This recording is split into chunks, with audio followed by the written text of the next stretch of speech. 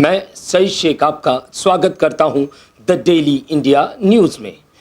इस समय हम मुंबई के एक चर्चित हॉल में हैं, जहां पे एक कार्यक्रम आयोजित किया जा रहा है।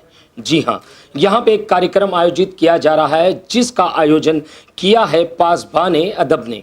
इस समय मेरे साथ में महाराष्ट्र के आईपीएस ऑफिसर डीजी कैसर खालिद साहब है। मैं कैसर खालिद साहब से जानूंगा कि ये प्रोग्राम क्या है और किस तरीके से ऑर्गेनाइज किया गया और इसमें किन किन चीज़ों का मिश्रण है। जी हाँ, कैसर खालिद सर, मैं आपका स्वागत करता हूं द डेली इंडिया न्यूज़ में। सर, पहली चीज़ सर, आज के ये प्रोग्राम के बारे में मैं जानना चाहूँगा, किन किन भाषाओं में ये प्रोग्राम किया गया और क्या क्या चीज़ें इसमें थी। देखिए, आपको मालूम है कि जो हमारी संस्थाएं तंजीम है पासबान अदब, ये भारतीय भाषाओं के प्रचार प्रसार में पिछले 10 सालों से ज़्यादा टाइम से जुटी हुई है। हमने हिंदी, उर्दू और मराठी में बहुत सारे कार्यक्रम आयोजित किए। मुंबई में, पुणे में, न्यू बॉम्बे में, दिल्ली में, लखनऊ में और भी बहुत सारे शहरों में किए हैं। हमारा जो मकसद या उद्देश्य है वो है हार्मनी थ्रू लिटरेचर। हम साहित्य के ज़रिए समाज को नज़दीक लाना चाहते हैं, समाज को मजबूत करना चाहते हैं। हम जो श्रेष्ठ साहित्यकार हैं, जो बेस्ट राइटर्स हैं, उनको लोगों के सामने लाना चाहते हैं ताकि उनकी जो लेटेस्ट रचनाएं हैं और अच्छी रचनाएं हैं वो आप तक पहुँचें। हमारी दूसरी जो कोशिश होती है वो ये होती है कि चूँकि आप देख रहे हैं कि अभी जो इंडियन लैंग्वेजेस में जो कल्चरल प्रोग्राम्स ऑर्गेनाइज़ किए जा रहे हैं, जो लिटरेरी प्रोग्राम ऑर्गेनाइज़ किए जा रहे हैं, उसकी लेवल आप देख लीजिए और किस किस्म की पोइट्री या लिटरेचर वहाँ पढ़ा जा रहा है। हम जो किताबों में पढ़ते हैं वो अक्सर वहाँ से गायब है, वहाँ कुछ नहीं दिखाई पड़ता, नहीं मिलता है। बहुत ही छिछोरी, घटिया, सतही, आदमी को आवेश में लाने वाली, कुछ रिलीजन पे, कुछ सियासत पे, पॉलिटिक्स पे, लोगों को जोड़ने वाली, नफ़रत को बढ़ावा देने वाली पोइट्री और लिटरेचर का दौर दौरा है। हम इससे इत्तफ़ाक़ नहीं रखते हैं और पासबान अदब ये मानती है कि लिटरेचर का उद्देश्य, मकसद समाज का प्रबोधन भी करना है और समाज को इंटरटेन भी करना है। हम अपने शोरा के ज़रिए, पोइट्स के ज़रिए, राइटर्स के ज़रिए समाज के सामने पैगाम इस ढंग से लाते हैं कि उनका इंटरटेनमेंट भी हो और उनके सामने एक बात भी पहुंच जाए। हर पोएट और राइटर या लिटरेचर वो एक इंसाइट लेकर आता है समाज के सामने। अगर उसकी राइटिंग में इंसाइट नहीं है तो फिर उस राइटिंग का कोई उपयोग नहीं है। इसी हवाले से आज जो मराठी का हमारा साहित्य सम्मेलन और ख़ास तौर से काव्य सम्मेलन होता है, वो काव्यांजलि आज मॉर्निंग में यहाँ पे नेहरू सेंटर में ऑर्गेनाइज़ किया गया 12 बजे से। और इसमें मराठी के जो दिग्गज पोइट्स हैं, अशोक नायक गांगुर साहब थे, सौमित्र थे, वैभव जोशी थे, श्रीपाद जोशी थे, समीर सामंत थे, इस किस्म के बहुत सारे बड़े बड़े ग्रेट अच्छे पोइट्स इसमें शामिल थे। उन्होंने अपनी लेटेस्ट रचनाएं यहाँ पे पढ़ी। हॉल खचाखच भरा हुआ था, लोगों ने उनको बहुत सराहा, बहुत दुआएं दी, बड़ी मोहब्बतें मिली। साथ ही साथ समाज में जो नाबराबरी है, जो हिपोक्रेसी है, जो हाशिए पे लोग हैं, उनकी भी बात की गई और समाज को एक किस्म से आईना दिखाया गया। तो अच्छा साहित्यकार समाज को आईना इस ढंग से दिखाता है कि उसका असर कैथारसिस में होता है। उसके बाद पोइट्री और वेस्टर्न म्यूज़िक का फ्यूजन इंक बैंड के ज़रिए हमने पेश किया। हिंदी फिल्मों के मशहूर लिरिसिस्ट, राइटर और मशहूर पोएट इरशाद कामिल साहब इसके लीड परफॉर्मर हैं। वेस्टर्न म्यूज़िक और पोइट्री के फ्यूज़न से एक बड़ी अट्रैक्टिव सी यहाँ पे फ़िज़ा देखने को मिली। बहुत बड़ी तादाद में यहाँ पे यूथ थे, लोगों ने उनको भी बहुत सराहा, बड़ी दुआएं दी। फिर आपको मालूम है कि ये साल मिर्ज़ा गालिब के 150वीं डेथ एनिवर्सरी का साल है। गालिब हिंदुस्तानी समाज का, हिंदुस्तान की मिट्टी का, हिंदुस्तान के माशरे का वो शायर है जिसके अंदर हिंदुस्तान की रूह झलकती है। इसीलिए हम लोगों ने गालिब को कमेमोरेट किया है, गालिब की गज़लों को रिकम्पोज़ किया है। ओरिजिनल कंपोजिशन अभी आपको सुनने को मिल रही है, तौसीफ़ अख्तर साहब उसको पेश कर रहे हैं और आप देख रहे हैं कि बिल्कुल एक फ़्रेश अप्रोच है हमारा। और जिस हिसाब से यहाँ पे ऑडियंस है उससे आपको अंदाज़ा लग गया होगा कि क्रिसमस की छुट्टी के बावजूद, जबकि आधी मुंबई शहर से बाहर होती है, इतनी बड़ी तादाद में लोग यहाँ पे मौजूद हैं। बिल्कुल। कैसर खालिद सर, जिस तरीके से आपने कहा कि समाज में जो असहनशीलता, जो घबराहट, जो डर, ये सारी चीज़ें जो फैली हुई है, न्यूज़ चैनल खोल लिया जाए तो उसमें कुछ ना कुछ घबराने वाली चीज़ें दिखती है, कुछ ना कुछ ब्रेकिंग न्यूज़ के द्वारा दिखाया जाता है। माहौल जो बना हुआ है देश भर के अंदर, एक कानून आता है जिसको लेके देश के युवा खड़े हो जाते हैं, जो है कई छात्र संगठन खड़े हो जाते हैं। सर, मैं अगर आपसे सवाल करूं कि शेर की शक्ल में आप इन सारी घटनाओं को किस तरीके से, किस धागे में पिरोओगे और किस तरीके से बताना चाहोगे अपने एहसास को? देखिए, बहुत पहले मशहूर शायर जिगर मुरादाबादी साहब ने इस हवाले से बड़ी अच्छी गुफ्तगू कर दी है कि जो उनका है काम वो अहले सियासत जाने, जो उनका है काम वो अहले सियासत जाने, मेरा पैगाम मोहब्बत है जहाँ तक पहुँचे। तो मेरा पैगाम मोहब्बत का है, मेरा पैगाम अमन का है, मेरा पैगाम इंसानियत का है, इंसान दोस्ती का है।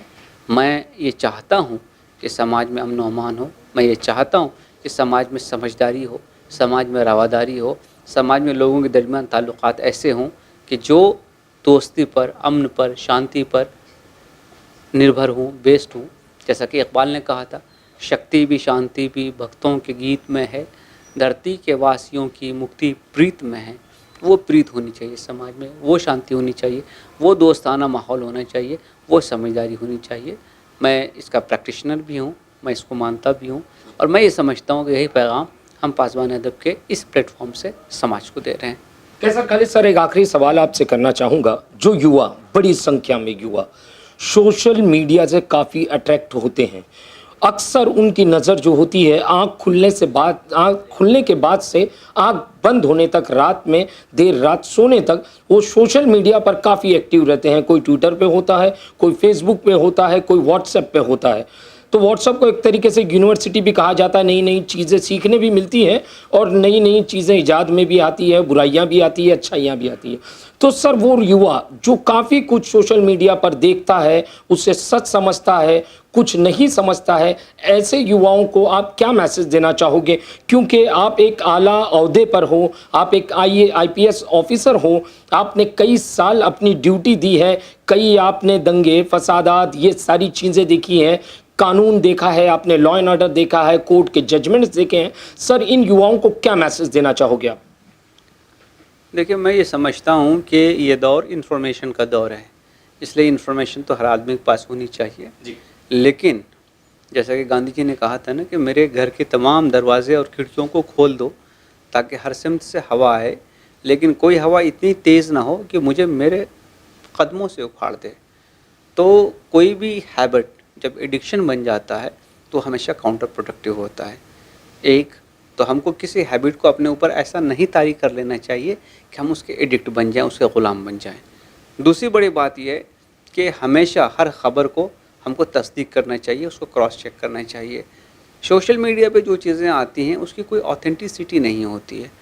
हमेशा हमको अगर कोई ख़बर आई है, आप देखते होंगे, मैं एक मिसाल आपको देता हूँ, अक्सर व बेशतर लोग लगा देते हैं फ़लाँ जगह पे रेल हादसा हो गया, ट्रेन एक्सीडेंट हो गया, इतने लोग मारे गए। अब सोशल मीडिया पे ख़बर फैल जाती है, जब आप उस खबर को जाकर तहकीक करते हैं मालूम होता है कि 5 साल पहले का मैटर है, 5 साल पहले ऐसा कुछ हुआ, तो उसी खबर को किसी भाई ने आज चला दिया है। तो आप समझिए कि कितनी शॉकिंग चीज़ है। तो बहुत लोग बहुत इरिस्पॉन्सिबली बिहेव करते हैं। इसीलिए मेरे पास जो आदमी ऐसी कोई भी इंफॉर्मेशन भेजता है तो मैं उनको एक ही सवाल पूछता हूँ, have you verified the information before sending it to me? मुझे भेजने से पहले क्या आपने इस इंफॉर्मेशन को वेरीफाई कर लिया है? क्योंकि मैं यकीन करता हूँ, मैं मानता हूँ कि आप ज़िम्मेदार आदमी हैं, आप समझदार आदमी हैं। आप मुझ तक कोई बात पहुँचाएंगे तो ज़रूर उसको क्रॉस चेक कर पहुँचाएंगे। और यकीन मानिए कि 90% ऐसे मैसेजेस मुझे आने अब बंद हो गए हैं, क्योंकि उनको मालूम है कि वो कोई मैसेज मुझे भेजेंगे तो मैं ये सवाल उनसे करने वाला हूँ। मैं नौजवानों को भी यही मशवरा दूँगा कि कोई भी मैसेज किसी को फॉरवर्ड करने से पहले एक बार उसको क्रॉस चेक कर लीजिए। थोड़ी सी मेहनत लगती है, नेट पे सारी चीज़ें मिल जाती हैं, गूगल पे मिल जाती हैं, दूसरे सर्च इंजन पे मिल जाती हैं, वहाँ देखिए। अगर वहाँ नहीं मिल रहा तो किसी को फ़ोन कीजिए। पुलिस का अगर कुछ इशू है तो पुलिस के कंट्रोल रूम में फ़ोन कीजिए, जानकारी लीजिए, ताकि आपकी बात ऑथेंटिक हो और आपकी ज़िम्मेदारी की हैसियत बनी रहे।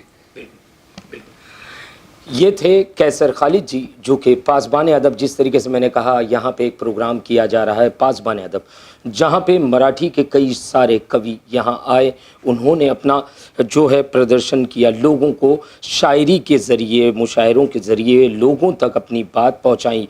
जैसे कि सर ने कहा कि उनका एक अहम मकसद है इस माध्यम से, इस स्टेज के माध्यम से, कि जनता तक, लोगों तक एक ऐसा मैसेज पहुंचाना जिसमें कि मोहब्बत हो, आपसी भाईचारा हो, सुकून हो, इत्मीनान हो, आप जो है इस देश में सुकून और इत्मीनान के साथ में रह सके। मेरा सवाल था सोशल मीडिया को लेकर। सोशल मीडिया खबरें फैलाने में काफ़ी अहम किरदार निभा रहा है। आप देखते होंगे किसी भी शहर में दंगा होता है तो तुरंत वहाँ के जो है नेटवर्क्स जो है जाम कर दिए जाते हैं और जो इंटरनेट बंद कर दिए जाते हैं। वजह होती है कि जो किसी भी तरीके का, जैसे सर ने कहा, कुछ 5 साल पहले के हादसे को दोहराकर उसे सोशल मीडिया पर वायरल कर देना, उसके बाद में उस खबर के द्वारा जो है आंख भड़का देना, दंगा भड़का देना। तो जिस तरीके से सर ने एक बहुत ही खूबसूरत मैसेज तमाम वो युवाओं को दिया है जो कि सोशल मीडिया को फॉलो करते हैं, उन्हें मैसेज दिया है कैसर खालिद सर ने कि अगर कोई खबर आपके सामने आए, खबर भेजने वाले से पहले तो उसकी तफ्तीश करें कि आपको इस खबर की ये खबर आप तक कहां से पहुंची। और दूसरी चीज़, अगर नहीं हो पाता है तो कई सारे इंटरनेट साइट्स हैं जहां से आप इसकी तफ्तीश कर सकते हो, इसकी जानकारी निकाल सकते हो कि ये खबर सच्ची है या झूठी। मैं चाहूँगा कैसर खालिद सर जो एक मुहिम लेकर चल रहे हैं पासबान अदब के माध्यम से, कि लोगों तक जिस तरीके से वो पोइट के ज़रिए, जो अपनी लेखन के ज़रिए या अपनी शायरी के ज़रिए, गज़लों के ज़रिए जो मैसेज पहुंचाना चाह रहे हैं, वो दुनिया के हर कोने में युवाओं तक पहुंचे। कैमरामैन कमल के साथ सही शेख की report, the daily India news, Mumbai.